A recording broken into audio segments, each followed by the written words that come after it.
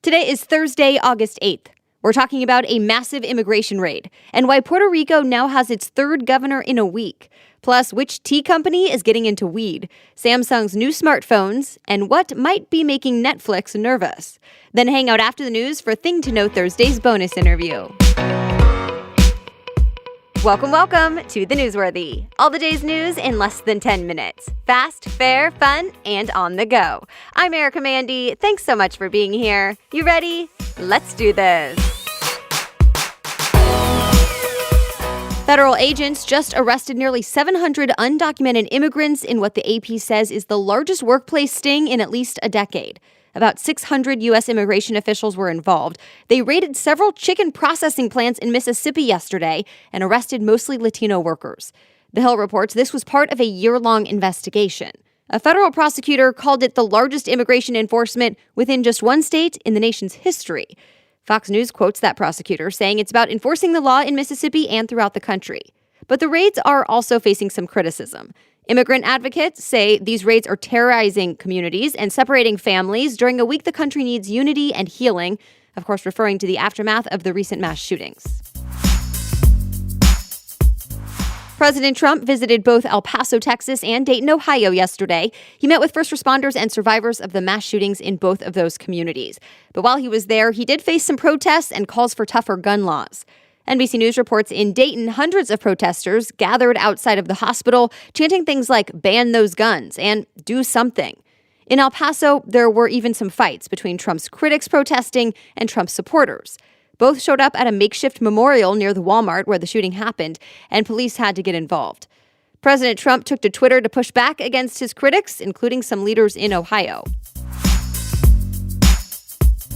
Puerto Rico officially has a new governor now. Justice Secretary Wanda Vazquez was just sworn in as the island's newest leader, becoming the third governor there in less than a week. Yep, there's been some drama. Remember, the former governor Ricardo Rossello resigned last Friday in response to massive protests. He had appointed someone else, Pedro Pierluisi, as Secretary of State, so that guy would then become the next in line to take over. But Puerto Rico's Congress did not all agree that Pierluisi should be governor and never fully gave him the thumbs up. So now Puerto Rico's Supreme Court ruled that's unconstitutional for him to be in charge without lawmakers' full approval. And so that means next in line for governor was Wanda Vazquez. She originally said she did not want the job, but now she says she's okay with it, that it's time for some stability. 3 central banks around the world have cut interest rates this week. The Wall Street Journal reports India, New Zealand, and Thailand have cut rates so far, and by more than expected. And some experts say Australia could be next. The reason for this? Remember, lower interest rates means it's cheaper to borrow money and encourages more people to spend, which can give the economy a boost. So this is a way for those countries to try and protect themselves from the fallout of global trade tensions, as in the trade war between the U.S. and China. They're the world's 2 largest economies, so they impact other countries around the world. And things have recently gotten more tense. President Trump said he plans to add more tariffs next month on Chinese goods coming into the U.S. And when China's currency then weakened, Trump declared China is a currency manipulator, although not everyone agrees. CNBC says global long-term interest rates are now at historically low levels to try and deal with this situation. It'll be one of the first big American brands to enter the marijuana market. The company behind Arizona Iced Tea is getting into weed. Business Insider reports Arizona is teaming up with Dixie Brands, a company that sells and makes cannabis products. So Dixie would make and distribute the products with Arizona's name on them. They'll make things like vape pens and marijuana-infused gummies and drinks. The Wall Street Journal calls this move risky. Remember, marijuana is still illegal at the federal level, meaning it cannot be transported across state lines. Plus, many banks won't take money from cannabis sales. Either way, recreational and medical marijuana is legal in several states, so products will likely be made and sold in those states. Though it's not clear when these will be available, the new line is still in the early stages. We still have much more news coming up, but let's take a quick break to thank this week's sponsor, MM LaFleur. This is a company that is all about clothing that will help make your life easier. So if you don't have a lot of time, you can scratch the dry cleaners and tailor off your list. MM LaFleur offers machine washable fabrics, adjustable hems, deep pockets, and travelers, you'll like this one, suits that are designed to be packable. And each item is meant to help you wear it several different ways. The high-waisted black skirt they sent me can look great with so many different tops. So whether you need an everyday work outfit or some specific items for a business trip, check out MM LaFleur.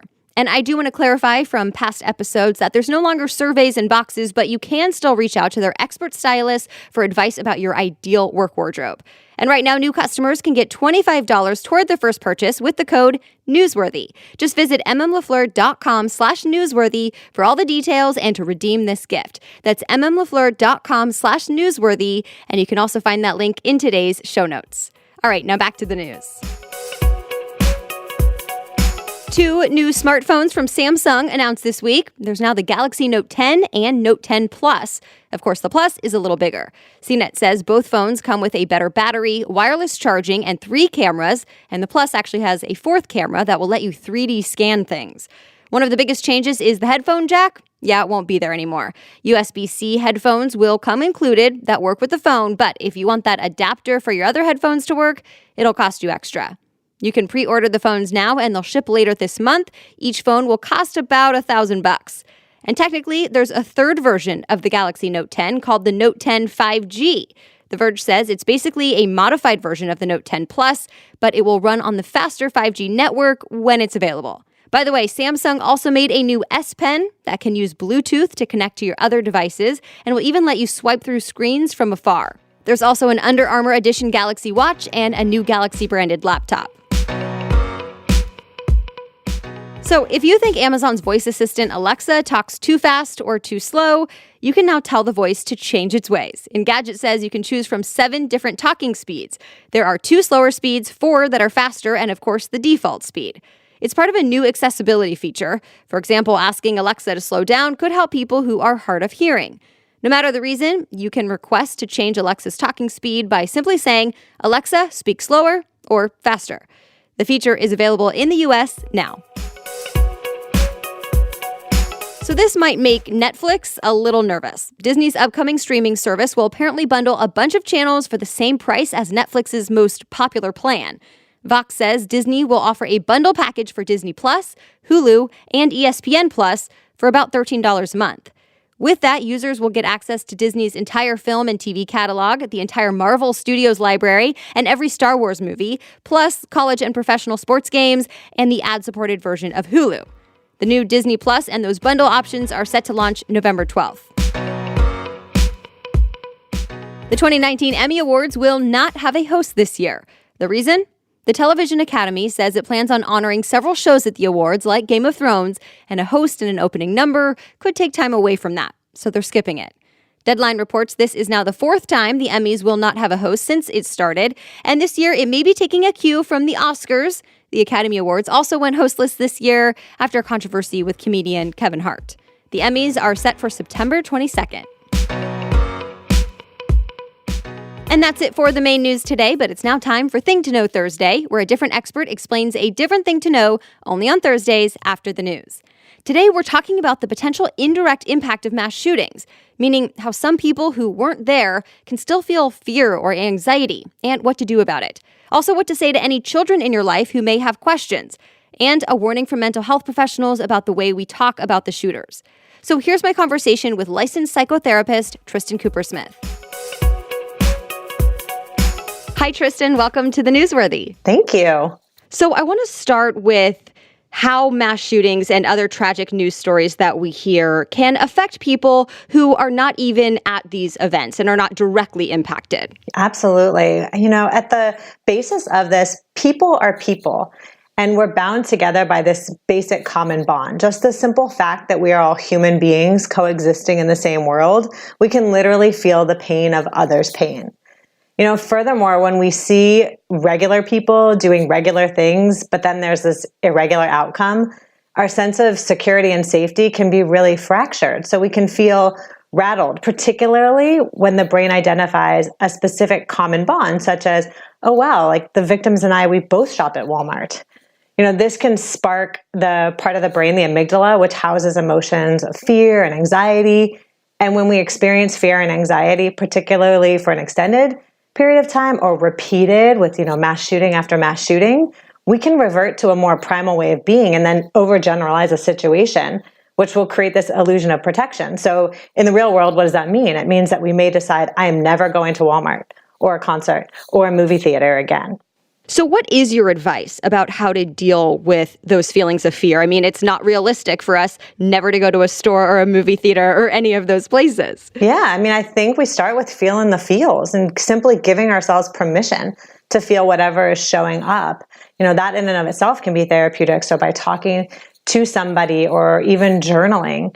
All that said, I think it's really important to limit exposure. And one of my favorite things about the newsworthy is that it keeps us informed without overwhelming us. Because what we do know is that prolonged and repeated exposure to the same information that is dysregulating can keep us stuck in a feelings loop and then exacerbate the traumatic symptomology. So it's good to be informed, but we don't need to be obsessive. So I encourage listeners to be really mindful about, well, how much am I ingesting of the news, of social media about this, and being really conscious of noting how it's being absorbed. Is it helpful to have more information? Is it harmful to have more information?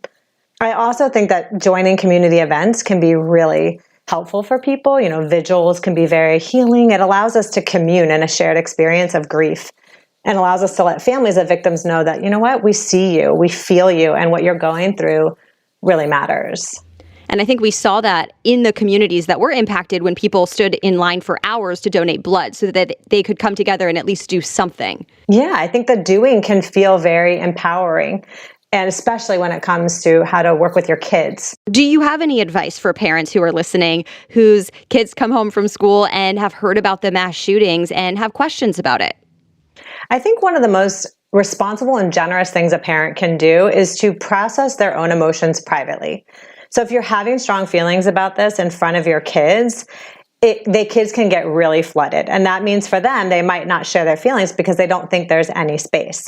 So this doesn't mean that we can't share our feelings with our kids. We also want to be really great emotional guides for them on having these kind of feelings are appropriate. But we just want sort of our light to lead the way and to make space. So number one, I recommend to sort of de-escalate your own reactions to make space for theirs. And then take some time to come up with a simple delivery of what happened, to ask them, what do you know?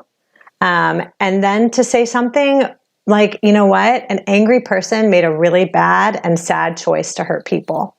Very sort of truthful and basic without adding any details and definitely leaving out any imagery. Imagery is much scarier to kids than words. Because they'll keep repeating that in their mind, that imagery. So you really want to keep them off of screens, the news, and make space for open dialogue. By nature, kids are so curious. They have questions, and having an open dialogue can actually make them feel a lot less scared, a lot more at ease. And oftentimes parents will ask, well, what if I don't know the answers? Like, I don't know why this happened. It's perfectly okay to respond. It's a really good question. I'm wondering the same thing. I wish I knew the answer. So ultimately, to support our children through confusion and grief, we just need to be space holders for them. We just need to provide a container for listening and validating their emotions, whatever those are. And we don't need to fix it. We just don't want to brush their feelings off because it's normal to feel those kinds of feelings in times like these.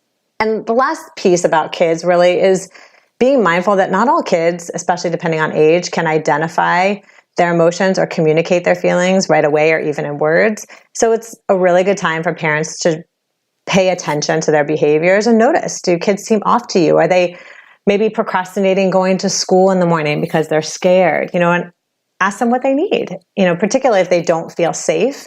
You can work out a safety plan so that maybe they do feel more in charge of their experience. And of course, we can't have this conversation without talking about Mr. Rogers, because he comes up every time, but it's so important, when he said, and I think it was his mother's advice, when you see scary things, look for the helpers. You'll always find people who are helping. And this opens the conversations about what kids can do, because kids really bank on their parents for their safe space. And when the world doesn't feel safe, they need to kind of come back to that center of security, which is just a basic need for them. So to re-empower them, you work with your kids on something they can do, like can they bake cookies for first responders? Can they send love notes to the families of victims? Can they wear jerseys of their favorite Ohio and Texas teams to show solidarity? Can they accompany you to donate blood? All of those kinds of helping actions can restore and rebalance their sense that the world actually really is a good place. I love that. So without getting too political, because I think that's a whole nother conversation, but there's always talk about mental illness and mental health after mass shootings. So I would love to hear your thoughts. And also, is there a consensus among mental health professionals about this topic and about this reaction to mass shootings? I mean, of course, psychological disorders can play a role in tragedies like these, but we need to be really cautious about making broad generalizations and assumptions. Otherwise, we run the risk of stereotyping those with mental illness and feeling stigmas that as a society, I would say all therapists are working really hard to break down so that those in need feel supported in getting help. So mental illness simply cannot be a scapegoat for all gun violence because it's just not always the catalyst. In fact, in most studies, we learned that only a small fraction of mass shooters actually have a mental illness and that their motivation is outside of that. Any final thoughts and things that you want to leave the audience with today?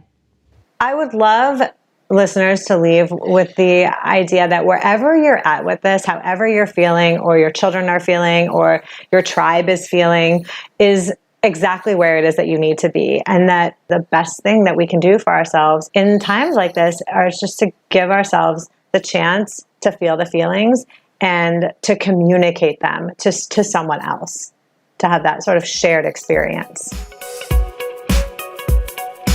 And you can read more about this topic in today's show notes. Just go to thenewsworthy.com, click episodes, and then look for today's date.